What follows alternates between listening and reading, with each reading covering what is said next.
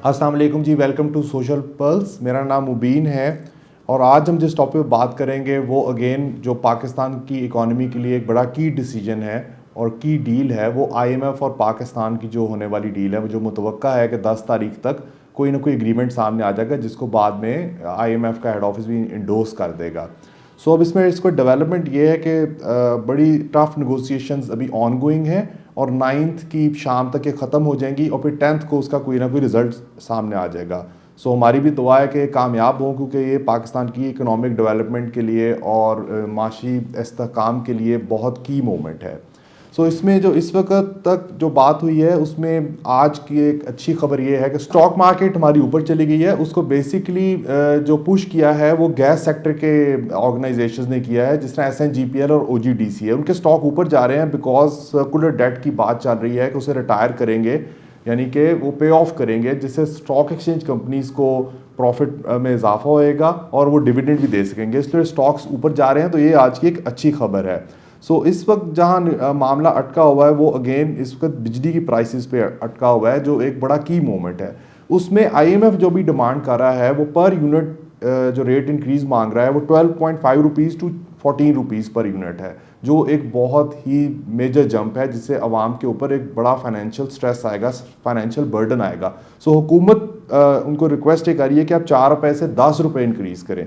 सो अब let's see कि 1-2 दिन और हैं कि कहाँ जाके इस मामले पर डील होती है। सो फिलहाल अगर जो गवर्नमेंट ने उन्हें प्लान दिया है उसके मुताबिक अभी भी वो 675 अरब रुपए की सब्सिडी देना चाहते हैं इलेक्ट्रिसिटी सेक्टर में। So let's see if IMF agrees to it or not. So इसमें अब आपके लिए जो अगेन IMF के जो चंद मज़ीद पॉइंट्स हैं उसमें यह कि वो जी 300 यूनिट तक जो अब तक मेजर सब्सिडी मिलती थी वो भी ख़त्म करना चाह रहे हैं और उसको 100 या 200 यूनिट्स तक नीचे लेकर आना चाह रहे हैं। इसके अलावा IMF ये कह रहा है कि GST को 17% से बढ़ाकर 18% तक ले जाएं और ये इसका इतलाक हर शय पे होएगा, चाहे सर्विसेज हैं, चाहे आपकी प्रोडक्ट के ऊपर GST है। सो इमीडिएट इंक्रीज़ आएगा हर आपकी आइटम के अंदर जो पाकिस्तान में जिस पे भी GST एप्लीकेबल है। आपके बताते जाएंगे जो IMF की डील है $7 अरब की डील है, जो बेसिकली साइन ऑफ हुई थी इमरान खान के दौरे हुकूमत में, मगर उसकी टर्म्स को इमरान खान गवर्नमेंट ने ही ब्रीच कर दिया था और बाद में सस्पेंड हो गई थी। और फिर मिफ्ता इस्माइल जब इमरान खान की गवर्नमेंट गई और शहबाज शरीफ की गवर्नमेंट आई तो मिफ्ता इस्माइल ने दोबारा जाकर निगोशिएट कर इस डील को दोबारा शुरू कराया था और उसको 6 अरब की डील को $7 अरब कर दिया था। बट अगेन इस गवर्नमेंट ने भी जब मिफ्ता गए तो उसकी टर्म्स को ब्रीच किया और उसके बाद ये दोबारा सस्पेंड होगी, जिसकी वजह से सारा भूंचाल आया हुआ है। और इस वक्त जो उनकी ट्रांच आनी है वो $1.18 बिलियन की आनी है, जो अभी तक रुकी हुई है। सो अगर ये सारी निगोशिएशंस हो जाती हैं तो फिर आपको IMF की ट्रांच रिलीज़ कर देगा।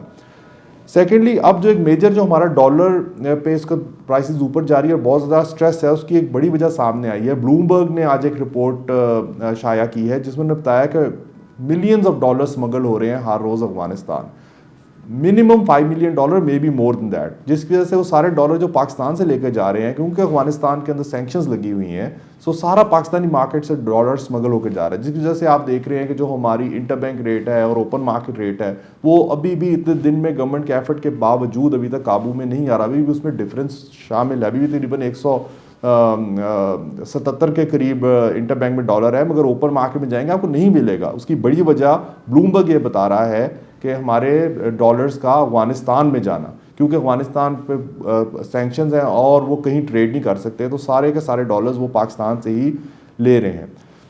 सो अगर ये IMF की डील हो जाती है सो इसके अंदर होएगा ये कि एक मार्केट सेंटिमेंट कॉन्फिडेंस आएगा, जिस तरह आज हमने देखा कि इशारा ही मिला कि मे बी सर्कुलर डेट को वो रिटायर कर दें। सो साथ ही गैस सेक्टर के स्टॉक ऊपर चले गए और स्टॉक मार्केट में अब 300-400 पॉइंट्स का इजाफा हो गया।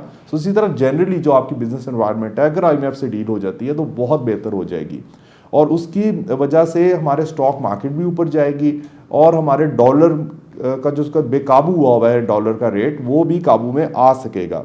इसके अलावा 600 बिलियन रुपीस की बात IMF कर रहा है जो उन्होंने रिकवर करने हैं पावर सेक्टर के कंज्यूमर से, यानी कि आम लोगों से बिजली के बिलों की मद के अंदर। इसी में उन्होंने IMF जिस तरह मैंने आपको पहले बताया था 12.5 रुपये से 14 रुपये पर यूनिट प्राइस इंक्रीज करने की बात कर रहा है। अब इस वक्त یہ کیوں اتنا زیادہ ضروری ہے؟ یہ ضروری اس طرح ہے کہ بڑی بڑی کمپنیاں بھی لے آفس کرنے لگ پڑی ہیں. ابھی دراز نے 11% ورک فورس کو کل کے دن میں فارغ کیا ہے. سو اگر آئی ایم ایف سے ڈیل نہیں ہوتی تو پاکستان کا جو معاشی کرائسس ہے اور برا ہو جائے گا. سو اس گورنمنٹ کے لیے بہت زیادہ ضروری ہے کہ یہ آئی ایم ایف سے ڈیل طے کرے تاکہ پاکستان کے اندر اسٹیبلٹی آئے اور ملک ترقی کی راہ پہ جائے. مگر اس کے ساتھ ساتھ ہمیں بھی یاد رکھنا پڑے گا کہ ایک بہت مہنگائی کا دوبارہ ایک طوفان آئے گا. آلریڈی جو طوفان ہے یہ مزید گمبھیر ہو جائے گا.